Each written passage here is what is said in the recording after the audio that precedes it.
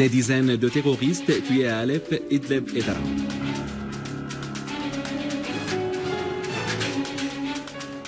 L'armée irakienne poursuit sa lutte antiterroriste et prend le contrôle de la zone de Shouhan.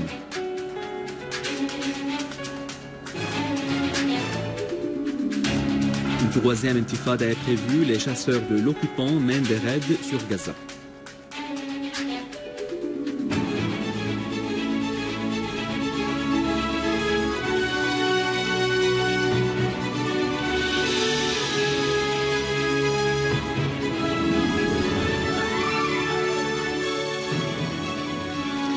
Mesdames et messieurs, bon après-midi et bienvenue à notre journal. Le vice-ministre des Affaires étrangères Faisal Meqdad a reçu aujourd'hui Sigrid Kaag, coordinatrice spéciale de la mission conjointe ONU-OIAC pour la destruction des armes chimiques en Syrie. L'entretien a porté sur l'importance de la coopération constructive entre les deux parties pour mener à bien cette mission. Nous avons constaté le succès de l'opération de l'évacuation des agents chimiques sur le terrain. L'accomplissement de la mission a démontré l'engagement des autorités syriennes dès le début et la facilitation de toutes les questions. Je remercie les autorités syriennes pour leur engagement et collaboration persistante et constructive durant cette opération. Je suis ravi de rencontrer Mme Sigrid et son équipe. La Syrie était sincère dans tous ses engagements dans la mise en œuvre de cette opération dans le cadre de l'initiative lancée par le président Vladimir Poutine et qui est favorablement accueillie par le président Bachar el-Assad. Nous estimons que ce qui est resté à cet égard est moins important et a besoin d'efforts loin de toute politisation.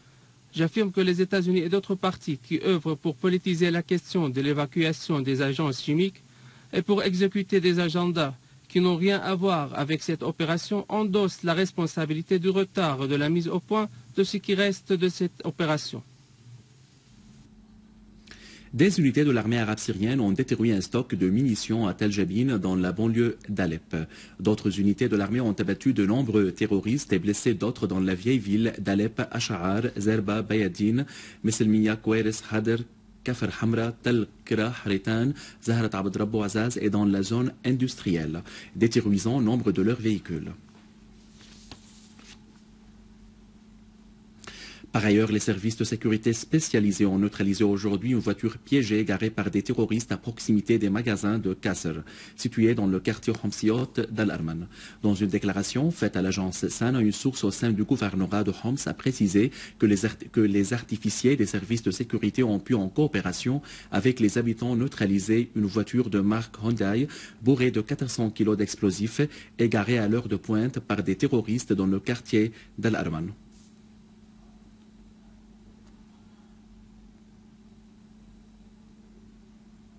Dans la banlieue d'Idlib, des unités de l'armée arabe syrienne ont neutralisé plusieurs terroristes qui appartenaient à des nationalités étrangères à la périphérie du village de Shenan au mont de Zawiya.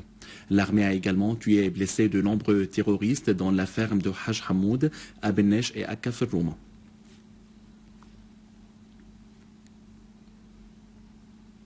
Dans la banlieue de Daraa, des unités de l'armée arabe syrienne ont visé des rassemblements des terroristes sur l'axe de Semlin et Zemlin et dans la localité d'Atman, détruisant un véhicule avec les terroristes à bord. Des unités de l'armée arabe syrienne ont avorté une tentative d'infiltration de terroristes de la localité de Tissia sur les frontières syro-jordaniennes à un point militaire, éliminant plusieurs d'eux. Les forces d'occupation israéliennes ne cessent de fournir des aides logistiques aux terroristes relevant du réseau Al-Qaïda qui font des actes terroristes au sud de la Syrie.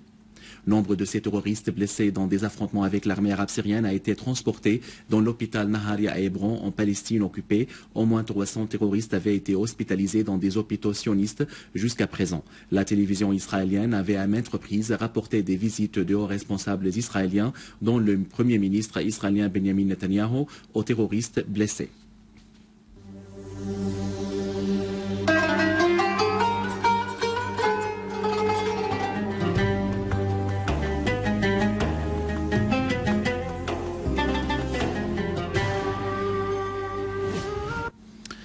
L'Iran a réaffirmé que la crise en Syrie et en Irak ainsi que l'extension du terrorisme dans ces deux pays étaient dues aux politiques erronées de certains pays régionaux et internationaux. La position de l'Iran a été exprimée par le ministre iranien adjoint des Affaires étrangères pour les affaires arabes et africaines, Hossein Amir Abdullahian, lors de son entretien avec le ministre irlandais adjoint des Affaires étrangères, Barry Robinson. Abdullahian a clarifié que les politiques de certains pays avaient nui à la sécurité de la région et du monde. Il a souligné la nécessité de prendre des mesures sérieuses pour lutter contre le terrorisme. Robinson a pour sa part affirmé le soutien de l'Irlande à la solution politique de la crise en Syrie, faisant noter que la politique de l'Union européenne devait être basée sur une lutte sérieuse contre le terrorisme et l'extrémisme. En Irak, l'armée irakienne a purifié la zone de Chouhani dans la localité de Mansouria au nord-est de Barkouba des terroristes de l'État islamique en Irak et au Levant.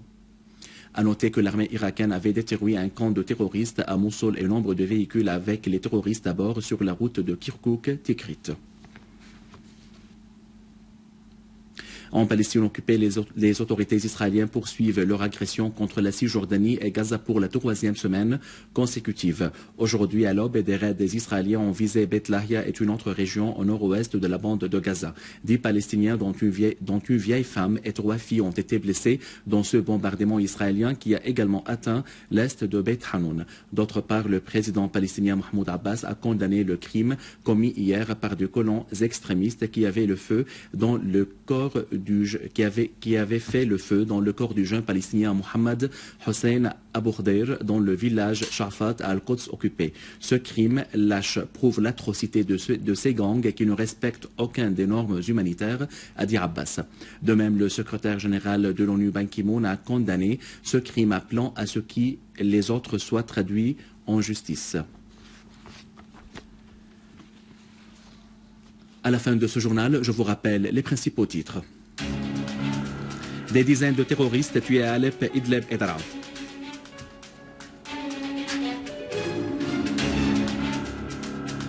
L'armée irakienne continue sa lutte antiterroriste et prend le contrôle de la zone de Chouhani.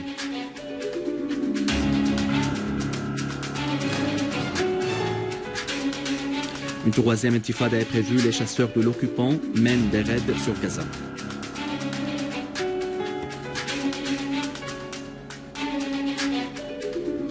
Mesdames et messieurs, c'était notre journal d'aujourd'hui. Merci de l'avoir suivi et au revoir.